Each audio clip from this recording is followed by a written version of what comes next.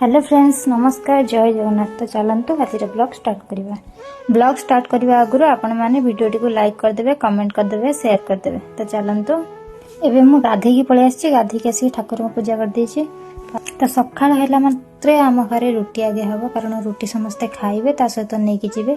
जमती देई नहीं जीव ऑफिस, बापा ने दुकान, आ पुओ खाई जीव, आ मु भी गोटे खाई दिए। तो बो एठी रोटी करछि, रुटी सहित भजा भजा होइछि। तापर एठी पुओ बाहरलानी स्कूल जिया पई। देखंतो से केमती स्टाइल मारछि आईना आगे। एठी मुंड कुंडे देला, एबे तापर सेंट के लगे दबो। तापर देखिबे ता रिएक्शन टा। से जानिनी कि मु कैमरा ऑन करछि बोली। तापर जतबेला अनै दबो संगे संगे आसी कैमरा रे हाथ दे दबो। तापर एठी आसी टीसी पढिला, जेहेतु स्कूल टाइम हेइ नथला।